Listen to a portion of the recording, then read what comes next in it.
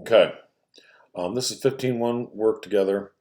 You're given the general ledger accounts, which are plenty of them. You know, they're a little bigger than our proprietorship, sole proprietorship we did. And we have what's called the unadjusted trial balance, which has each of the account titles, regardless of balance, in order, in the chart of accounts order that we did from start to finish. You get all these names, account titles from general ledger, and the balances from the general ledger. Regardless if they have a zero balance, a debit balance, credit balance, they just go in the order.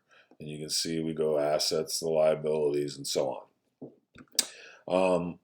This is then adjusted trial balance for December 31st for Southside Electric. So what we have to do is who, what, when to start out. So you'll find this in the instruction. Southside Electric, unadjusted trial balance, December 30th, or 31st, excuse me, 20 dash dash. Otherwise, it'll be wrong whenever I'll find it. But that's that part. Okay. Then anytime there's a blank, you want to put the account title in. So if we go down here, we can see that there's a blank under accounts receivable. And that is the allowance for uncollectible accounts. Now, again, I've done this a while, but allowance for uncollectible accounts is right under accounts receivable. So you would put that in there. And then how are we going to know the balance? Well, you get all these numbers come from the general ledger. So the balance is $48.67 at the beginning. So $48.67, and it's a credit. So you would put $48.67 there. And that's how you do this. And you'll go through, so this supplies office, supplies store, again is a debit, you kind of know that. 4,483.62. So you go down here, 4,483.62, I think is what I said. Okay. All right. Again, you don't have to put anything if they don't need anything. Interest receivable, for example, we're not doing anything. At the beginning of the fiscal period, we do not have any interest receivable, so we're leaving that blank. We still include it because it's in the order of our chart of accounts. So interest receivable, when we need it, it'll be there for us to use, but not in the unadjusted trial balance. After office equipment, we have accumulated depreciation office equipment. This is the asset, and then we have the depreciation.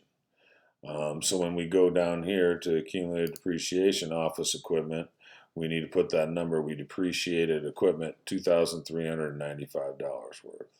Again, credit. So make sure you put it in the correct spots. 2,000. What did I say? 2,395. 2,395. And you'll scroll down. Looks like they got everything set up. We get federal income tax payable. We find that, if you remember from your first worksheets we did, we will find that at the very end of the process of filling out a worksheet. So we don't need to do that right now. Income summary is empty for right now. That'll be an adjustment that we'll do later. It is also the divider between all these things go in the balance sheet account, and these all go into the income statement columns. So we'll leave income summary blank as well. We'll keep continuing down. We'll get to depreciation expense office equipment, depreciation expense store equipment. If you look in there, you will see we have yet to use it, so there's a zero balance for those. So we leave those empty and blank. You get down here after depreciation, store, and office equipment, and we have insurance expense. And this is an adjustment we use with prepaid insurance. So we will leave insurance expense blank as well. Because these are not adjustments, right? Oops, sorry. This is the unadjusted trial balance. This is the trial balance prior to adjustments. So we haven't adjusted insurance yet, so we leave that alone. We get down here to supplies, expense, office, store. These are also adjustments we won't be getting into yet. Uncollectible accounts expense we haven't got to yet, so we'll leave that blank. All these numbers are blank. We'll get down to here, and we need totals. And just so you don't have to add them up, 362, 624, oops, comma, it's not going to let me, 362, 52. Okay. 624, 362, 52. All right. So this is the unadjusted trial balance. You get all this information from the general ledger. A little bit of it you hopefully remember from our previous worksheets. We just called it a trial balance, but we have all the list of the account titles in order along with their respective debit or credit balances. We list them irregardless if they have a balance or not, because we will probably need them later on. And so that's why these blanks are left. So we'll hit grade 1. Hopefully that works okay. If not, it's a work together, so you're fine. Okay. So then we go to journalize adjusting entries. And we're given some things. They're giving you the answer here to adjusted trial balance.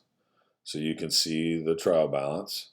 And so what they're looking at is some of these numbers. So what we're adjusting, if you remember looking at the note sheet, we're going to be adjusting, does it tell us? Supplies and prepaid insurance. Okay. So we're dealing with these two numbers that started out.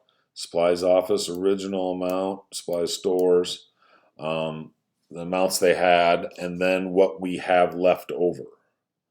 Okay. And so the adjustment data here shows us the value of this. So we started, if you look at one of these supplies office, 3,108.08, and now we have 548. What we used is the difference, and that what we used, the difference, is what our adjusting entry will be. And so what we'll do is we will debit the expense and credit the asset, because the assets usually are being used are less at the end.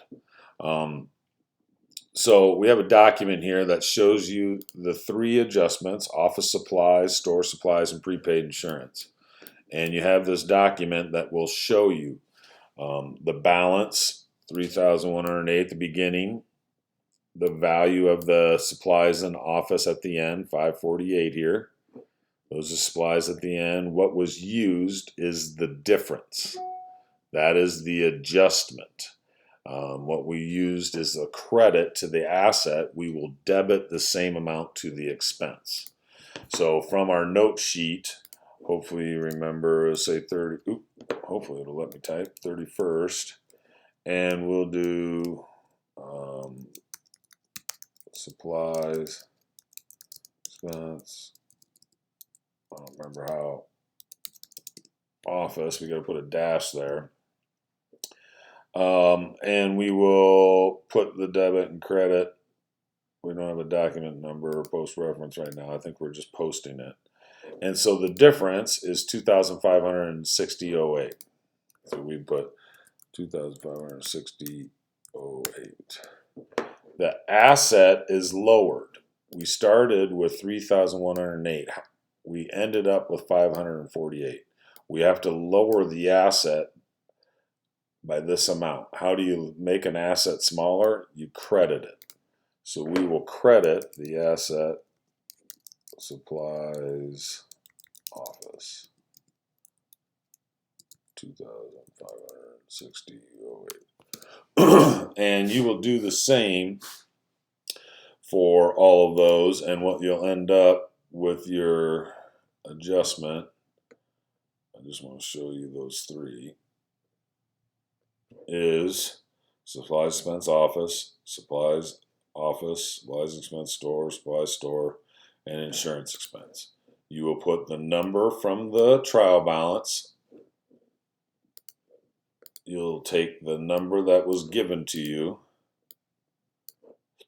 subtract the 2, and what was used is your adjustment. So supplies store, that's supposed to be 3,000. Sorry, I didn't give you the right number.